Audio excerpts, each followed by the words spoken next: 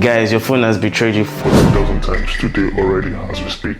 And this is not the number I made up, but this is the exact amount of times your phone has sent your exact location, in fact your exact coordinates, to some apps or companies you've probably even never really heard about. If that scares you, wait till the end of the video and I will show you some tips on how you can reduce the amount of data that you give to these companies. Now imagine you had someone that followed you wherever you went, who you speak to, what you do, what you eat, everything, tracks everything that you do. It's scary, right? But that's literally what your phone does. Like, how many times have you spoken to a friend about a certain product that you liked, and as you get home and you open your phone, you see an ad about a particular product with 40% off? How do you think? Like, was that coincidental? Like, was that Your phone is not just a phone, but your phone is a tracking device that does make some calls once in a while. Like, literally, a study found out that Android phones send Google 900 data points even when not active. Like, even when the phone is idle, they're still sending data to Google. Is that not mind-blowing? Like, what data could they possibly be sending to Google? You might be like, what are they doing with my data? Where is all my data going to? Like, why am I being stopped? But here's the truth. Data equals money. Yeah. You know how? Well, the more data that they have, the more they know about you and the more they can send you products that you're going to buy. For example, if you search for flowers or if you search for anything, basically, from what you search, from what you look for, they can aggregate it into like your interests, what you like, where you like to eat, what you're going to do in the next 3-4 months, because of predictive analytics, which is something that is also coming up, whereby they're able to predict what you're going to buy in 6 months from now, for example. And this is where data equals money. They use you to make money. I mean, I have no problem using my data, but if you're going to use my data, you might as well give me out of that money. Jokes aside, yeah, but I mean, not joking. You can give me some out of the money, I don't mind. I'm not using my data for anything. You might think it's just Google, Facebook that tracks your data, but no, literally all the apps on your phone track your data.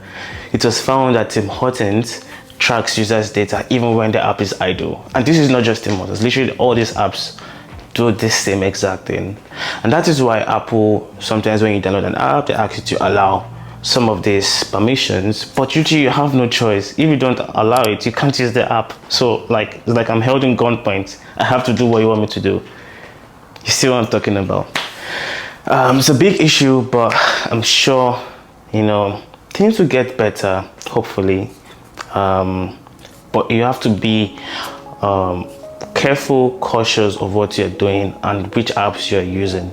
I think it all comes down to you. Now, if it stopped at only like apps getting access to your data, I mean, it's kind of fine a bit. But then what happens when the bad guys, the hackers, get access to this data?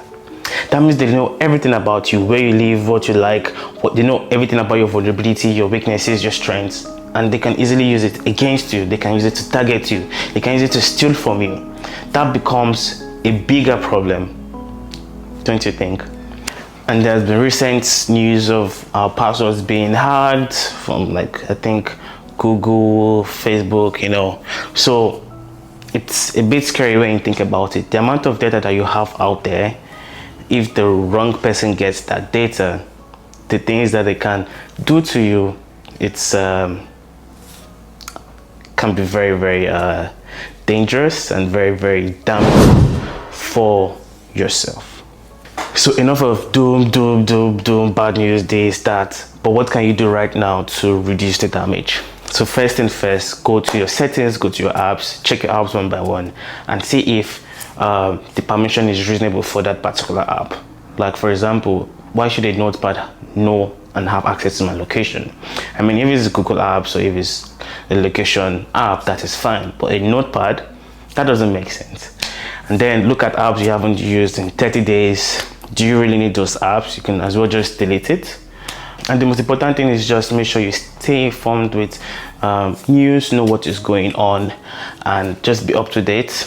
update your apps, because sometimes when there's an update, the update fixes some of these security glitches and security breaches that might have been found out by the team or that we don't know about. So make sure your app is up to date, make sure you know what is going on, and these little things might help reduce the damage. And that brings us to the end of this video. I hope you found it useful and interesting, and if you like it, give it a thumbs up, subscribe, and comment what you think in case I missed any information or if I got anything wrong. It's much appreciated. Thank you guys, and see you next week.